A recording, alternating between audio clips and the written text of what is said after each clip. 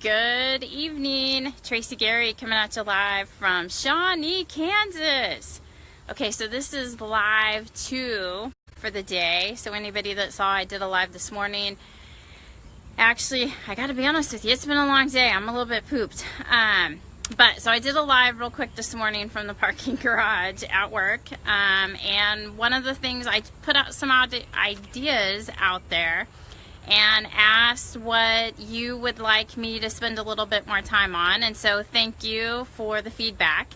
And it sounded like maybe breaking some things into a couple of different lives and diving a little bit deeper would be good. So that's what I'm gonna do. So I have a list.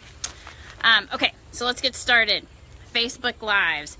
Why should you do a Facebook Live? Well, first of all, it's more entertaining. And second of all, it's more engaging, and it can be a lot more educational because people can talk to you while you're talking to them, which is pretty fantastic. So if you're just tuning in, let me know you're here. I would love to know who I am talking with right now. Okay, so Facebook Live. The framework for a Facebook Live is the first thing you want to do is you want to introduce yourself. The second thing that you want to do is you want to ask a question. Then you want to talk about your content. And then you're going to end it with a call to action. So let's dive a little bit deeper into that. So first and foremost, when you start a live, don't delay. Don't wait for people to come on board and, fill air, because most of the people are going to watch your live as a replay. And so if you are spending a lot of time in the beginning waiting, not talking about anything, you're going to lose anyone that's going to come back in and watch your live later. So right when you start your live, smile, introduce yourself. Who are you? And maybe go ahead and quickly give what you're going to talk about or what the title of your live is. Then ask a question, and ask a question pretty quickly, mainly to get your audience engaged. So, for example, if this is the first time that you have seen me do a live, drop a 1 in the comment. If you've seen one of my other lives, put a 2 in the comment. Ask, where are you calling, or where are you tuning in from? What's the weather like there? So just ask a question early on to get engagement. And the reason you're doing that is because the more engagement you get, the more attention your live is going to get after you post it on your page. Intro and ask a question. Then you're going to get into your content. And the content is really what your live is going to be about. And so the best content for lives is to make them either empowering, meaning some sort of uplifting, motivational, inspirational type of content. A lot of my lives are actually what I would say empowering type lives.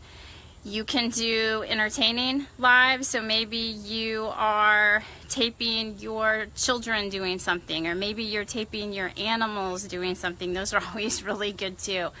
Maybe you're at a concert, maybe you're at the zoo, I don't know, but anything that would be entertaining to people. So your content could be entertaining, and you could just be talking about what's going on.